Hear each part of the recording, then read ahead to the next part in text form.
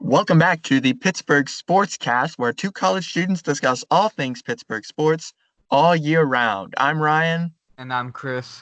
and today we've got basically two different issues on the agenda today. First, we'll be talking about the Pirates' latest three-game series against the Milwaukee Brewers. Then we'll delve into the Penguins' exhibition game in the Toronto bubble against the Flyers before they take on Montreal this Saturday. So we'll kick things off by talking about the Pirates, obviously their first series at home at PNC Park, and they were taking on the Milwaukee Brewers, and the Pirates ended up taking 1 out of 3, despite the fact that they had a 4-run lead going into the ninth inning in Game 1. And we'll get into that probably very soon. But yeah, Chris, your thoughts on the series? Um, I thought game one, we obviously should have won. There is no excuse for what happened in the ninth inning. I don't care what anyone says, there is no excuse. There is no reason that you should lose a game when you have 4 runs. Ever. I don't care what any. I don't care if you're up 4 runs in the first. You shouldn't lose. Let alone 4 runs in the ninth. So I think that was disappointing. And then losing it in extras, we got to see the new extra inning rule. Didn't really like it. But that's just personal preference of mine. Game 2, I thought we should have lost. We ended up winning it. I believe the Brewers went up 6-2 in the 7th, and it was their turn to blow a 4-run lead. So when when you're down 4 runs, I don't really think you should ever expect to win a baseball game. We did. We came back. We won. So I think after 2 games, the series should have been 1-1. I was 1-1, just a little backwards, as they say. Game 3, we were dominated. Let's be real. We were dominated by the Brewers pitching. The pitching staff, they had their ace, Woodruff, I believe was his name, and he looked unbeatable, unhittable. I think he sat 17 of 18 I think it was 17 of 18. At one point, only allowed one hit. That was a swinging bunt, to be honest. Bell looked awful against him. Our hitters, Eric Gonzalez should not be in this baseball team. Side note. His at bats against Woodruff were a joke. We had like a little opportunity in the 7th, but again couldn't amount to anything. It's not like Joe Musgrove pitched bad. And then we lost that one, which we should have, like I said, completely dominated. I personally think that our starting pitching has not been awful. I think our starting pitching has been a strength of ours. There's not really one starter that I was upset with their first start. Musgrove pitched well. Williams, obviously, killer. And then Holland really surprised me. I didn't expect him to do as well. And then the Cool and Brault, that piggyback thing worked as well. I thought that worked really well. Hitting, I think we've gone off to a slower start. Brian Reynolds, I know, really struggled in St. Louis. Seemed to be a little bit better here in Milwaukee. Bell, again, I think he's off to a slow start. Moran has been like the bright spot. The third baseman, Frazier, no, what's his name? What's that third baseman? Philip Evans. Yes. He's been a bright spot. I think Adam Frazier has been a bright spot. Polanco looks slow. He looks like, he's been out of the game a minute. Well, that's because he has. Yeah, he has. That's what I'm saying. And he looks it. Gerard Dyson has, I can see his defensive ability, but with the bat, he's struggling. But again, we put up 8 runs. We put up some runs in the series until last night, I thought. So I didn't think that was bad. Bullpen has been worse than imagined, to be honest. Yeah, I think, again, what we said it to at the beginning of the season. Um, Bullpen just isn't good enough. It's not. They're not. It's not the hits that they're giving up. It's the free passes that's bothering me. Like if you get shelled and you're giving up hits, whatever, right? Hits happen, but like, dude, there's some of these pitchers are coming in. They're not anywhere close to the strike zone. I mean, there was that one inning. I forgot what game it was. It might have been game two. I think it was game two, where the Brewers walked the bases loaded, and then a run was walked in. Yeah, I think that was the second game. I think that was how like comeback kind of happened. Well, no, because we were tied, and then that's how the Brewers, I That's think. right. Yeah. Yeah, and then we came back in the bottom of half of that inning. But like you're a major league pitcher, you should never walk the bases loaded. And you know what it was? They walked the bases loaded, and then they hit the batter, and that's how they Yeah. scored. That's what it And was. then, like the next guy, like doubled off the Clemente wall, and well, you know what happened after that. Um, Brian Reynolds' arm, has impressed. He had Yeah, two I know. impressive throws, from left field, to gun people out.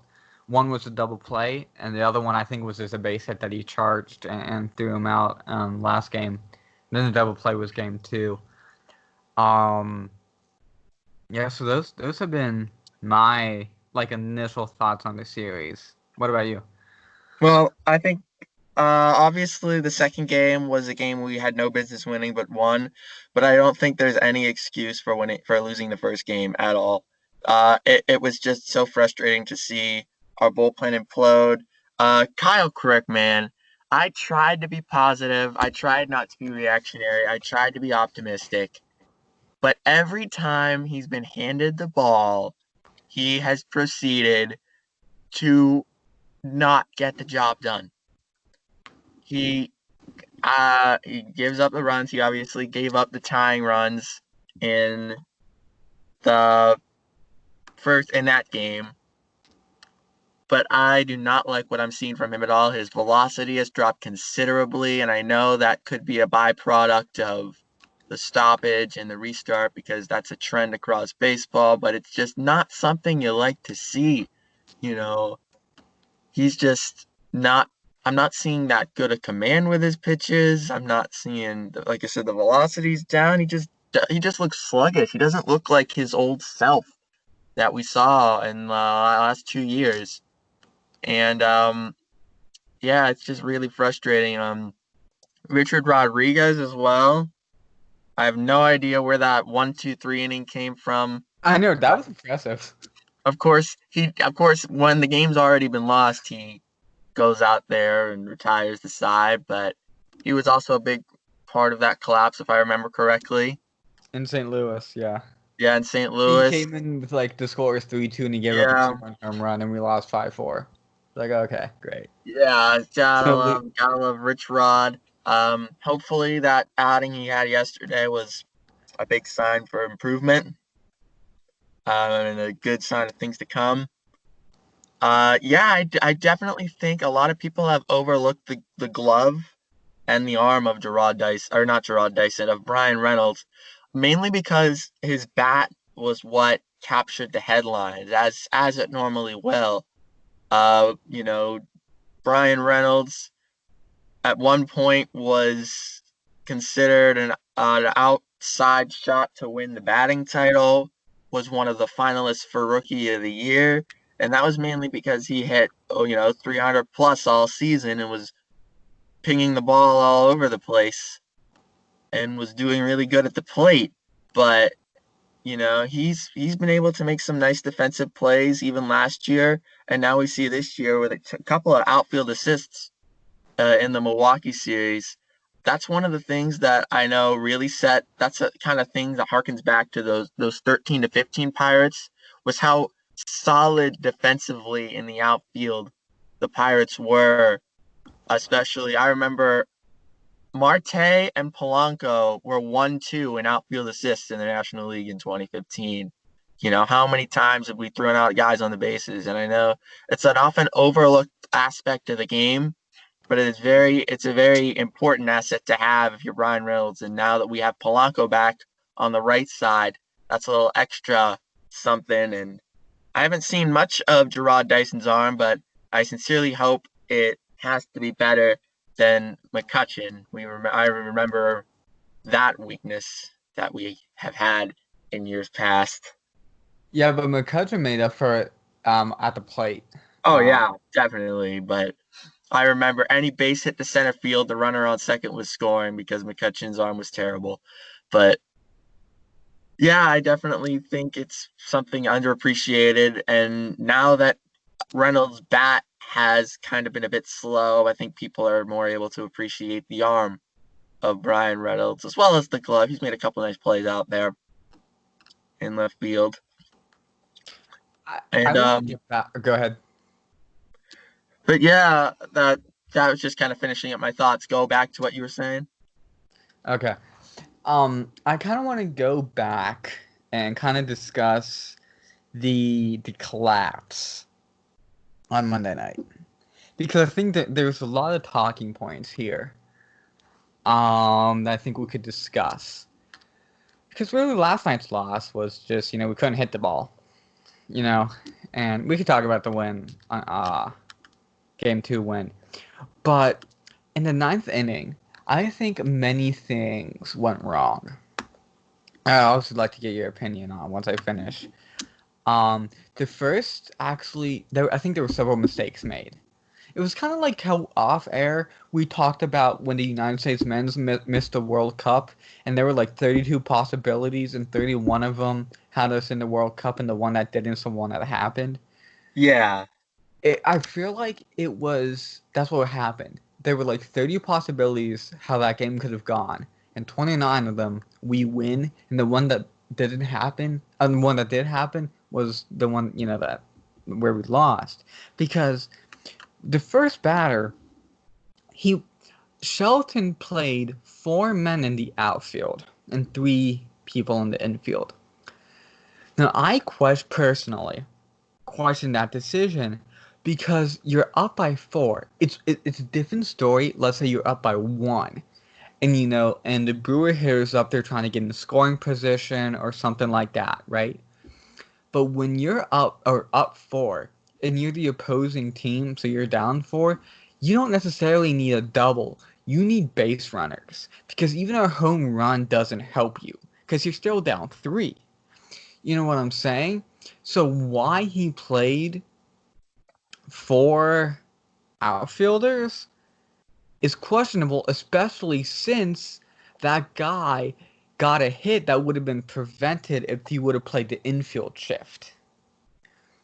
If the infield shift is played, that's just a ground ball, and that's out number 1. And since Feliz got 2 outs, or 2 more outs, then that would have been game. So I think Exactly. Shelton made a questionable decision there. Josh Bell, I think, is to blame as well because he had a ball, and instead of going to second for the force, which is where the tying run at that point would have been, because I think it was like first and third or something like that, and a Brewer player hits a ball to Josh Bell, the runner from third comes in and scores, which means the Brewers are only down 2. No, you know what? There was the bases were loaded. That's right.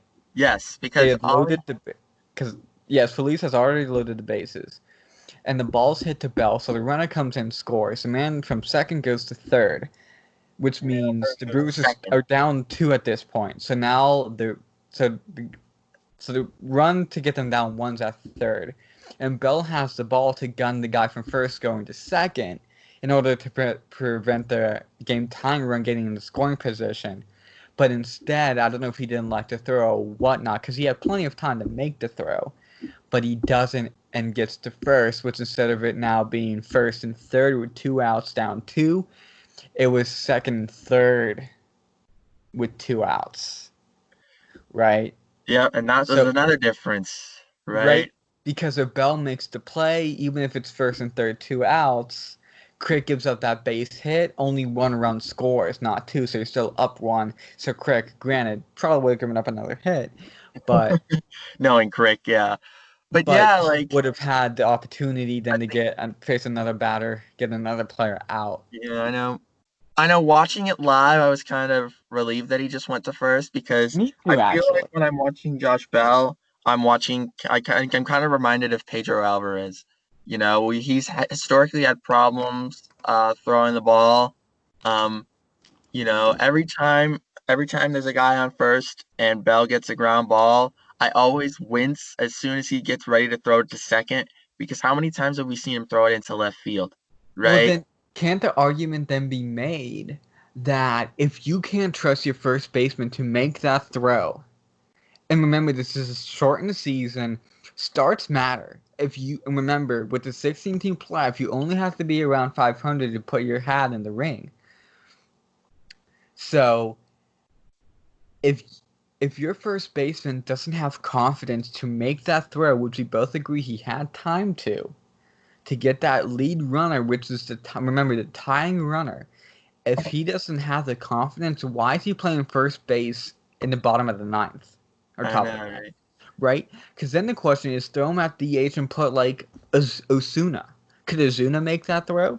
Yeah, Because if Bell doesn't have that confidence, he can't be playing first base when the game's on the line like that. yeah, I Because know. his mistake cost him. If he just throws that runner out, we're probably talking about a different story and the Pirates winning a series and being 500 right now, and not Precisely. being 2-4 and only winning one. You know what I'm saying? Precisely. I said that. And, I think it's really frustrating because I'm looking at ESPN's box score and they have a win probability graph. And going into the ninth inning, we had a 99% win probability. And yet, we managed to screw it up. Yes. Any positives from game two, which is the only one we won? Uh, I would say the bullpen actually held up, which I was very pleasantly surprised with. Obviously, the bullpen's not going to screw up all the time, but it was nice to finally see a game where the bullpen was competent and able to held us out. I also like the piggy. I was also pleasantly surprised by the piggyback because that was the piggyback game, if I'm not mistaken, with Brault and then Cool, and they both look really solid, especially in the roles that they played. Obviously, Brault could only go a couple of innings because of the uh, rain delay that happened. So he ended up having to exit the game after so long, after that rain delay. But then Cool was able to pick up and was able to do what he needed to do. And the Pirates offense did its job. Or wait, no, am The I thinking? No, the bullpen didn't. no, the bullpen. I was didn't know I'm way what the off hell here. you're talking about. This Bullpen did was the not put piggyback out, game though, right? huh? This was the piggyback game though, right? No, the piggyback No, game was game one. Derek Holland, if Derek Holland, yes. he I was pitched confused. because he pitched really well into the sixth and then gave up that 2-run home run that Right, tied yeah, that was eventually in the really big. sixth. Then they blew it open in the seventh. Was then we came back. Right. Ah, dang it. Um, but yeah, but yeah, so that was another instance of, I was kind of mismatching that game and Sunday, and we've only won 2 games. It's really difficult to quantify that, but Derek Holland, yeah, that was really unfortunate. The 2-run home run that he gave up at the end of the sixth inning looked really solid up until that point. Didn't really Was really kind of gut wrenching to see him give up that home run at the end. That's not something you really need to do. I mean, Um, go ahead. but yeah, and then the bullpen obviously screwed us up again. But in spite of that, the offense was able to power through. And, it's really it's really sad because those kinds of games, I feel like we need to rely on our offense too much because you give up 6 runs, yeah, generally if you give up 6 runs, you're pretty much losing. Right. But our offense can't score 6 runs a night. I mean, 8 runs a night. We can't constantly rely on our offense to constantly provide that run support, or make a valiant 4-run comeback. We have to be able to string 9 good innings from our pitching together if we want to see us contend. And yes, we won this game 8-6, but from the looks of it, we're going to have to win all our games 8-6 if we can't figure out what to do with our bullpen. Yeah, agreed. Because if I remember correctly, was at this point the game was 2 days ago. Excuse me. What had happened was, so Holland gives up the 2 runs, and then because we had put Clay Holmes and Kyle Crick on 10-day DL, for I think a shoulder injury and a forearm injury, we have brought 2 more pitchers up. Can't remember the first guy's name. I also can't remember the second. Oh, the second guy was Jeff Hartley, I think. Can't remember the first guy's name. And so it was in the 7th inning, 2-2, and that's when like they walked the bases loaded, and then hit a dude, and then someone else came in, and I forget who else, but like the Brewer player hit the ball off the wall, and I think they scored 3. And then it was like 7 about that point. No, because I would only put it at 6. Yeah, because they blew 6-4 in the lead. Yeah, so I put it at 6-2, and then we came back, and I'll give them credit with this. They showed resilience. I mean, they fought head in toe. I think a lot of teams would have given up, um, being down 6-2, especially with that bullpen. Because we were texting a little bit, and it was even like, even if you tie the game, which they did, do you really trust a bullpen to keep the lead? Mm-hmm. Or, in reality, they're going to blow it again. But obviously, luckily, they kept the lead. But again, that bullpen is so shaky, which I think is going to be the story of the season. But that's my opinion. Yeah, I think the guy I was trying to get to be pleasantly surprised about was Nick Burdi. Really been liking. Yes, A lot of people didn't think he was going to be able to come back from that horrific looking injury, but he's looking good as new right now. He uh, got the save actually in that win, and he looks solid every outing. He's locating well. Like I said, he's looking like that injury never happened, or at least didn't affect him in this regard. But yeah, I'm really looking forward to see if he can kind of keep it up, and if his success can possibly rub off on the rest of the bullpen, because frankly, we need it, because Nick Burdi's the definition of diamond in the rough. He's about the only bullpen piece that I can look at and say, I feel confident about bringing on this guy. I can't look at any other bullpen piece, even Kella, and say, I'm confident that this guy's going to get 3 outs and not give up any runs. agreed. And man, we've only played 6 games, but it's felt like we played 60. I know they say it's a sprint, not a marathon this year, but it's been 6 games and it feels like we've already run 30 miles. Oh, I know, dude. They're like, think about it. Game 1, bullpen blows it. Game 2, we just get crushed. Game 3, solid pitching performance. Game 4, blown it. Game 5, you're down 4, have to come back and win by 2. And then you didn't get blown out, but you just got soundly defeated. I mean, the emotional roller coaster of this season already.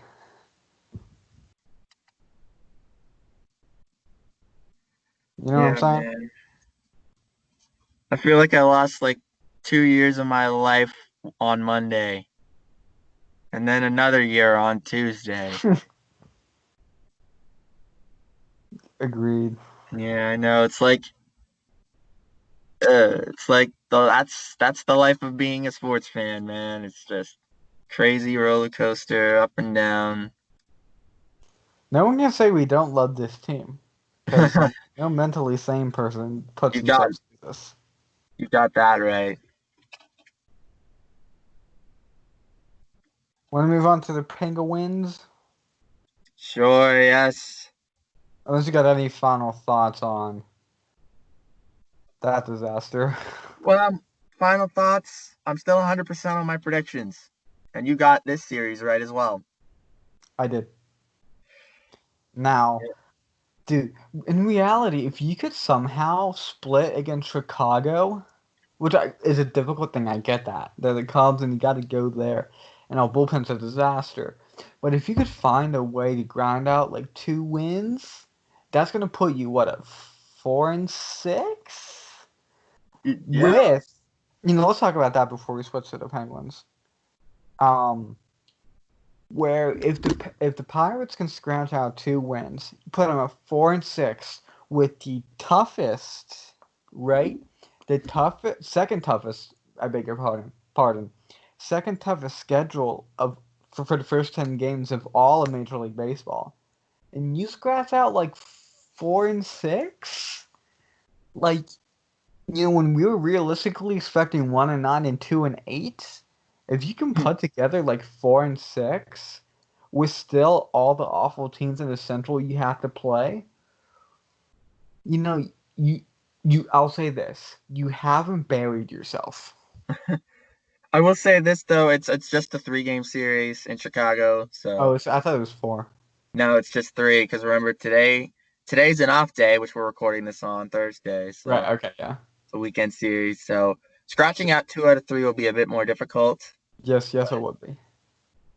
But if you could Yeah, do it, we can do it. I definitely think we could if our bullpen doesn't. no, I'm kidding. No, we can't do it. I said if we could. I have no Oh confidence that we're actually do it.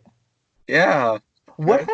What have you seen in the past 6 games that thinks you can go into Chicago and take 2 out of 3 from the Cubs? Absolutely nothing. Exactly. So if you could, you'd be in a good position because you haven't buried yourself. No way in hell we do it. No, yeah, we both predicted sweeps at the hands of the Cubbies. Obviously, we hope that turns out better, but not looking too good at the moment. No. So, with that being said, let's move on to the ice, shall we? We shall. Yes. So the Penguins lose in overtime 3-2 to the Philadelphia Flyers. What were your and I don't know, did you see the game? Yes, I did. I did. And I was very pleasantly surprised that Sidney Crosby was able to play. Agreed. It appears that we are going with a reunited Sid and the Kids line. Crosby, Gensel, and Sherry were paired together, and they did contribute to a goal, if I'm not mistaken. Yes, because it was a 3-on-2. Sherry got it. Yes, it was. He top insed it. that was very encouraging, just like old times, really. Um, what about I think I was really also intrigued by obviously we played both Murray and Jari in this game. Um, but the fact that Murray did go first, right? Yeah. Yeah, so I don't know if that means that he's pegged to be the starter or what, because frankly, I didn't see anything that would have warranted dropping either of them. So, whoever Sully had pegged to be the starter, I think going into Tuesday ended up being the starter, uh, For or would Saturday. still be the starter coming out of Tuesday. Because if you look at the goals, Evgeny Malkin made a stupid turnover. Yeah, what was that? I don't know. I think that's just a victim of not playing competitive hockey in 4.5 months, mainly. Those kinds of Mhm. mistakes will happen. Hopefully he Um, gets it out now and not on Saturday. exactly when the game's meaningful, and I think that's why this game was important. Again, I think it was really nice that we played our starters, got them some good experience. Um, I was also surprised that they even played overtime. I was not Yeah, expecting to me see too. it. That kind of shocked me too. I know, I was not expecting to see that. I guess the Flyers wanted experience because for the Flyers, the since it's the round robin, there will be regular season overtime rules should one of the round robin games end in a tie. So I guess the Flyers got experience for that in the 3-on-3, but you know, I don't really take much out of the fact that we lost in the OT goal. Nah, me either. I mean, the only time we're ever going to be playing 3-on-3 is if we have two penalties being served concurrently, which is an extremely rare occurrence, especially in the playoffs when a lot of the referees like to swallow their whistles. Yeah, I think there was a lot, even though we lost, a lot to be proud about. I thought Sherry looked well. I thought that first line, Sid Sid and the McKiss kids again, yeah. looked well. Liked myself on the fourth line. Thought the game was sloppy to begin with. What do you expect from not playing competitive hockey since March? Let's be real. Um, but I think as the game went on, I thought we got better. Gino with the awful mistake, but then he assisted on the Zucker goal. And what a pickup has he been? That's a Jim Rutherford gem, getting him. Another one of He was those. dynamite before COVID, and he scored, so he looks like he's picking up right where he left off. And again, Cherry was, even though he was in the organization and won 2 cups with us, he was in Buffalo, so we did have to retrade for him. And he's been well as well. I guess good. He's played good. Oh Yeah, well. I'm What? definitely surprised by Connor Sherry. I remember one of the reasons we traded him is he seemed to fall off a bit. Um, when we acquired him, I was very hesitant to thrust him into a top six role, but it seems like he's back in his element again now that he's playing with Sid and Gensel. Like I said, it's just like old time back in 16, 17. Those seasons where we won the cup and they were, such a good combination together. And it seems like they've kind of regained that chemistry that they had in those years. And, whatever confidence he had lost in the last season or so that he was with us, he seems that he has kind of been rejuvenated by this move. He certainly looks a lot better than he did in Buffalo. And another Jim Rutherford pickup that has to be commended there. They call him the Sultan of Swap for a reason. Yeah, And looks and like like I he's done it said, again with the Zucker move and then Sherry as well. and I agree with you on the on Murray and Jari both played well. I don't think Murray could have done anything on either goal. Um, and Jari played extremely well. Like you said, it was a breakaway, and 3-on-3 overtime. Not much you could do there. Mm. Um, Defense, I thought, gave a couple 2-on-1s away, but nothing, to scream about. I was looking at those defensive pairings that he had. I really liked them. They're both right, left. Rice playing on the right, left playing on the left. Yeah. Um, they're solid. Like I love Dumo Latang. Schultz Johnson I think can be functional. Marino's played his mind. I mean, out of his mind in his rookie season. He's paired up with Pedersen, who I think's also pretty rock solid. That's a rock solid defense. Um, yeah, so I was happy with the exhibition Yeah, game I that think we lost. if there was a Calder Trophy for a defenseman, I think Marino would definitely be a candidate to win that. Agreed. Really agreed. Yeah, I was really, So go ahead. yeah, surprised what John Marino's done this year. Obviously pre-break, and it looks like he's gotten that mojo back post-break. Yeah, it's really nice to be able to have three competent defensive pairings. I know there were many times this season where one player may through injuries or through lack of form where we had two same-handed defensemen and that led to a lot of problems. But now that all three of our defensive pairings are of the proper handedness, that really does help. I think that's something, I know that it's something you would think is common sense that, every team would have, but, it really, you know, kind of the time where we had, these awkward defensive pairings kind of makes you appreciate what it's like to have solid defensemen. Yeah. Yeah. Um. So I guess we'll just go into a little bit of a preview of the series, and give maybe some predictions on game one or predictions on the series, whatever you want. We feel like doing because it is our Yeah, I podcast. know. We can kind of make it up as we go because it's what we do. Yeah, that's how we do here at the Pittsburgh Sportscast. Yeah, obviously there's been over 2 months of speculation. Um, Ever since this format was announced, we knew who we had to face. We knew what we had to do. Yeah, I'm definitely more confident in the Penguins. Um, like I said, I really liked what I saw on uh Tuesday. I really like the top line. It's it's like again, it's like old times. You know, I think if this line can continue to play well, we're going to be looking at 2017-16 vibes. Um, the only thing that can stop us is if Carey Price goes more out of his mind than Halak did 10 years ago.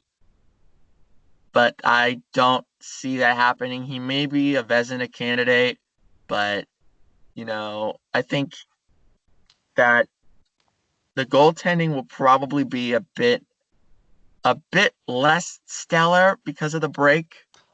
I think that might have an effect on them. I think there's going to be a lot of sloppy play for both sides, but I really think that it'll affect Montreal as well because again, our defense looks solid. We just have to limit what Evgeny Malkin did. Uh, we don't want random giveaways. That's obviously something that the Pens have had to deal with many times this season, last season, any season really. But I think that the lineup we have has no business losing really any games to the lineup of Montreal. They have one positional advantage over us, and that's goaltending. And that is not enough. I would I agree with you that Carey Price, I think, won't probably play as stellar. Um, just because, like you said, the break, and I believe he gave up like 4 goals against Toronto or something. Um, my only concern, I agree with you. On paper, this is a sweep. definitely. My only concern is Penguin arrogance.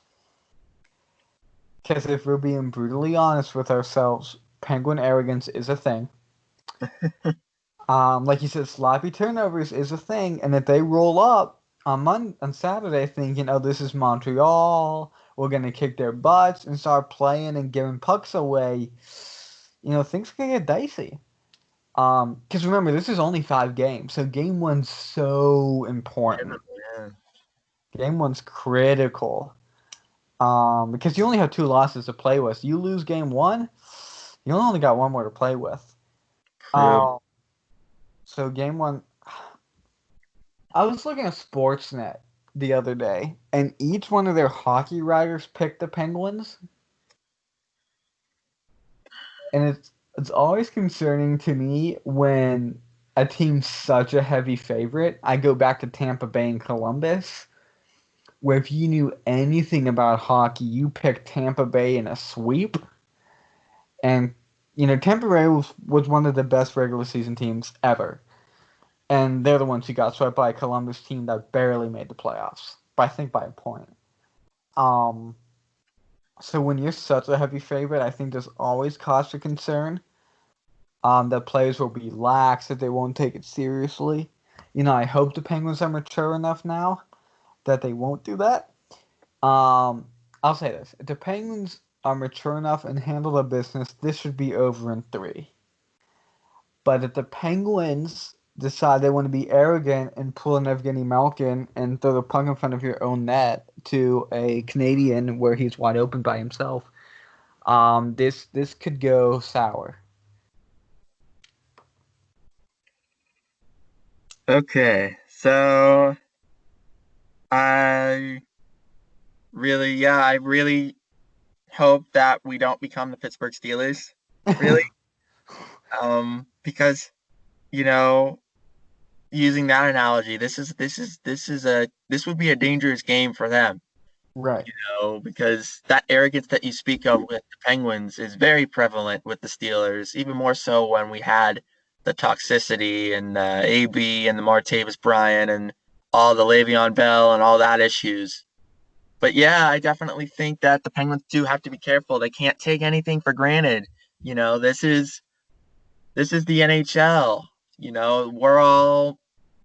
Everyone's a professional hockey player. Everyone, they got signed by a team for a reason. And we can't take anyone lightly. We can't take any game lightly. We have to come out fighting in game one. We have to be ready to just go right at them from the get go and just show them why we're the better team. My final prediction, and I don't know if you said yours, but my final prediction is Penguins in 4. I think that they will take. I think that they will take the first game, then lose game 2, and then take 3 and 4, and then it'll be a 2-1 Penguins victory. In that regard, do you have a final series prediction? I would go Pens in 4. Um, I'll only give you the game 1 prediction, which I think will be a win. Because then before I predict 2, 3, 4, and potentially 5, I want to see how the game goes.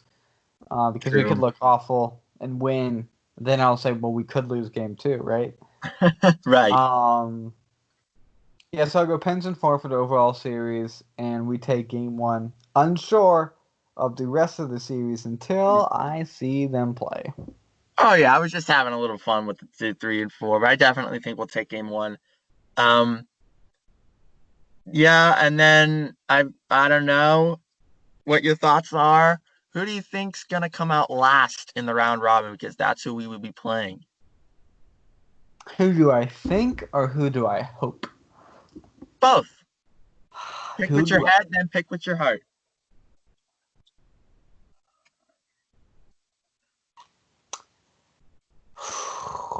My heart says Philly. 'Cause I think we stand the best out of beating Philly. But who do you think is the question now? Washington looked shaky coming in before COVID because Philly caught them almost, or maybe they did catch them. And Washington had a big lead if I remember correctly in the division. Um,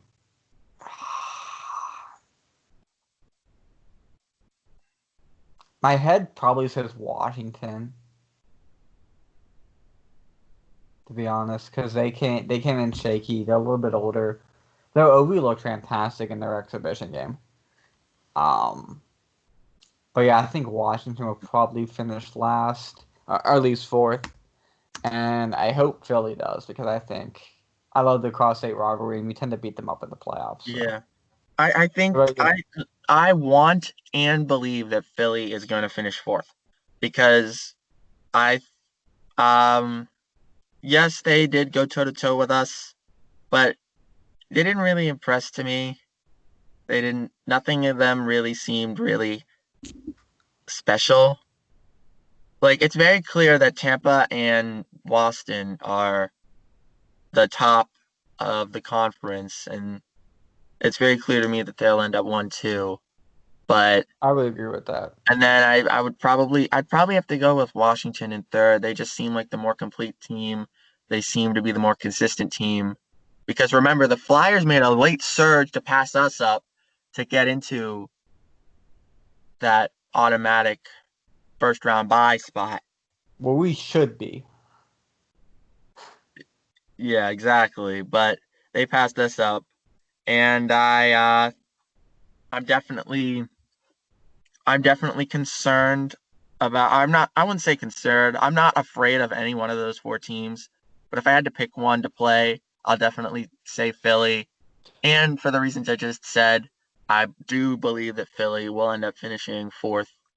And I do believe that no matter who we play, it will be advantage us, mainly because we will have come off winning a best of five series, and they will have come off finishing last in the group. So the momentums will be with us, and we'll have all the confidence. Again, we got to make sure we don't get too high, but if Is we there have a team that you don't want to play first round, assuming we get past Montreal? Where you're probably, like, I want zero part of this team right now. I'll take them in the conference finals, but right well, now, Zippo. I won't say I want zero part because again, I don't feel like I could look at any team and be like, I'm afraid to play them, or I don't have confidence in playing them because I have confidence in whoever team goes against us. But if I had to pick a team that I didn't really want to play, I'd probably have to go with Boston. Same. Um, That's mine too. Boston has just looked really dominant this season. Um, Again, we just talked about how Philly can be a bit inconsistent, how Washington has tendency to screw up in the playoffs. Tampa Bay also tends to choke. It seemed like every year for the last 5, 6 years they've been the favorites to win the cup, and yet every year they find a way to choke. Not to. We just saw it last year with the sweep in the first round. We saw it every other year before that, and especially like I said, considering whatever team faces us is bottom of the group. So yeah, Boston scares me. I'm not gonna lie. Um, and they have our number historically. you remember the last time we faced them in the playoffs was I that try not four-game to sweep remember in the that. conference finals. Try not to, because we just got embarrassed for 4 games. Yeah, that was really frustrating because of all the trades we had made, Jerome And McGinley, Brendan Morrow, and we won't get into that team that is though. stacked. That team is stacked. Yeah, I don't want to get into a rant about 2013 though. So That was a bad year though. Yeah, Boston just is like a historical team that just tends to have our number. Um, so I would be concerned to play them. Tampa, I don't know if I'd be concerned to play Tampa. I think that'd just be a harder series than I would want. You know, yeah, like Tampa has Stamkos and they have Tyler Johnson, Victor Hedman. They had Andre Vasilevsky. Tampa's a star-studded team, no doubt. yep, they So always have been. That's why they're favorites on paper. right. I think it'd just be a harder first round matchup than I would like. Philly. I'm not saying Philly watching would be an easy first round matchup, but I'm just saying I think I'd much rather play them than the Atlantic boys. Hmm. Definitely. Also like the familiarity that we have with all of them. Yeah. So, with that being said, I would have to think that that pretty much does it for this episode. Let me think. Is Um, there anything any else? final thoughts? Yeah. Give me a quick prediction of the Eastern Conference playoffs. Ooh, Who gets into Final Four? I who mean, gets the not like final? Final Four conference, but I'm talking about who gets into the eight to join the four. Oh, so Like who wins the qualifying rounds? In other words. okay. Well, I gotta go into the bracket again then. Well, it's So Toronto, obviously, Columbus. what'd you say? Toronto, Columbus. I know is 8-9. Yeah, I'm going Toronto in that one.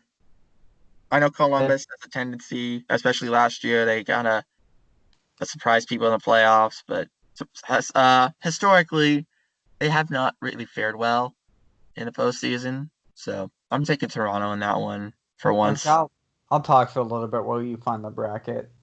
Because Yeah. Toronto has a lot of superpower, but Toronto chokes too. Remember 2013 when they choked Game 7 in Boston?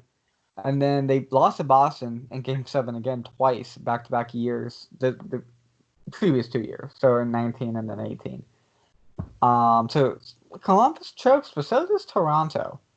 True, Um, but I'm still going with Toronto. I think they have the talent and they have the edge. I'll, I'll English. I'll agree.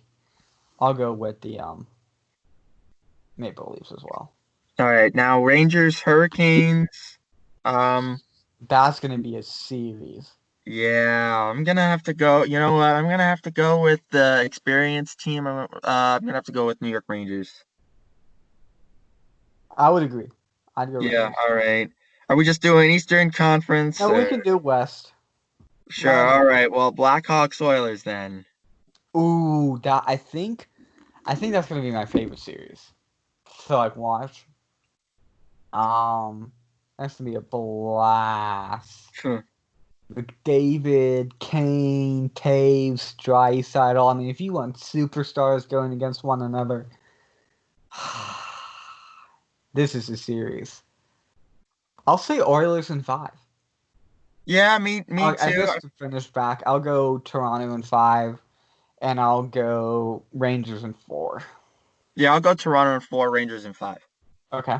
But anyway, but yeah, I'm taking Oilers in 4 here. I think that the star power with Connor McDavid and uh, those players that they've seen, I think that's gonna win out. I'm gonna go Oilers in 4. All right. Florida Islanders. See, this is a weird series because both teams were struggling going into COVID. It's like neither one was hot. Yeah, they're kind of limping in there. Yeah, they were. I think both teams are only getting it. This is like another one. Both teams are only getting in because of COVID. I'll go Islanders in 4 because Islanders are a lot more defensive, and I think Florida can have trouble scoring. I don't know if they're gonna be able to score enough to beat the Isles. Yeah, I think so too. It doesn't seem like the Panthers like have it really put together. They seemed a bit kind of all over the place. I'm gonna go Islanders. You know what? I'm gonna go bold. I'm gonna say they're gonna sweep them. Ooh, okay. Yeah, I don't see Florida. I think they kind of been a bit out there. All right. So obviously Montreal, Pittsburgh. We both said Pens in 4. Winnipeg, Calgary. That's another tough one. I know, right?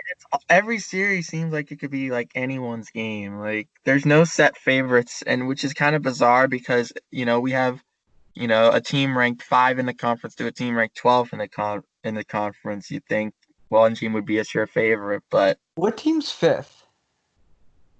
in the West, I mean, who's the higher seed in this matchup? um, that actually, hang on a minute. I think some of these games might have been round robin games. I think I might have been, No, no, because it's St. Louis, Dallas. I thought. but there's 4. Isn't Edmonton one of them as well, or Well, because no, Edmonton didn't. no? Okay, so I'm right. Because I'm looking at the games on like Google and stuff. I'm just making sure that we're not. Give me 1 second. There we go. No. What the hell? Hmm. Let's see what we can find. Okay, here we go. So the top 4 seeds are St. Louis, Colorado, Vegas, and Dallas. That's right. Yeah, all right. So So that Oilers and makes it Hawks are easier. 5-12. So now we can go back into our series Okay. predictions. So So Flames and Jets are 8-9. Flames are 8, Jets are 9. I'll go Edmonton's Flames. 5, by the way. Yes, and Chicago's 12. Okay. So I'll go Flames in 4. I don't know. Patrick Laine is really good. And the Jets have some talent up front, but their defense is extremely questionable. So I'll Yeah, go Flames. I think Hellebuck though. I know he's been really streaky in like the playoffs. I think he'll be one to edge him out. I think he'll kind of pick up the defenseman a bit. And I think he'll do what Carey Price is trying to do. I think he'll take him through. I'm gonna go 5 games. Okay. I haven't picked a 5 gamer, but I'm gonna go Jets in 5. And then who have we not done? Vancouver, Minnesota, the 7-10 matchup in the West. I don't think Minnesota stands a chance. I think Vancouver sweeps. Yeah, I'm gonna go. I think they think Minnesota X squeaks out a game, but Vancouver 4. And then we went through all of the East. So that's So it. it's Preds and Coyotes. Oh, Preds in Arizona. Yeah, I'm gonna have to go with the Preds. Arizona just looks all over the place, and I'm gonna have to go with Preds in a sweep. I would agree with that actually. Yeah. And then, so I guess now that we did who's joining the top 4, I guess we could kind of do the order of the round robin then. Sure. All right, so I'm gonna have to go with the order. It already is. So I was thinking the same thing. Boston, Tampa, Washington, Philly. Yeah, In the I would agree. West, and then in the West, I think, Well, the West is tight. yeah, I think I'm gonna have to give Vegas the edge. Um, Again, goaltending really comes up big in the playoffs, especially when you have a team built around it. And I think Marc-Andre Fleury, with all his playoff experience, I know as a younger player he tended to choke in the playoffs, but now that he's older and he has 3 Stanley Cups under his belt, um, I think he's going to be able to succeed, especially since it's not technically playoffs. The games aren't do or die. Nothing to lose really in this environment. So I think Florida will really have a chance to shine here. I'm going to have to go with Vegas 1, St. Louis 2, and I'm going to have to go with Colorado 3, Dallas 4. I'll go Colorado 1. I think they're stacked offensively with like McKinnon, Landeskog. They had that Finnish guy Ratnan, I think, Yeah. and they have who's that star defenseman they got? Oh, now you got me all I forget his thinking. name. I forget his name, but I think Colorado's stacked. I'll go give them 1. Blues 2, Vegas 3, and Dallas 4. All right, sounds great. So you got 1 and 2 reversed. So with that being said, I think that's pretty much our final thoughts here. Yes, I would agree. All righty. So if you are listening to us on YouTube, make sure to subscribe. Pittsburgh Sportscast. For those of you who do not know, comment below. If you are viewing this on YouTube, let us know your comments, questions, concerns, suggestions, or anything else you want to tell us. You can also interact with us on Twitter at PGH Sportscast or email us pittsburghsportspodcast@gmail.com. Until next time, I'm Ryan, And I'm Chris. and we will see you soon on the Pittsburgh Sports Cast. Stay safe, everybody, and let's go Pens.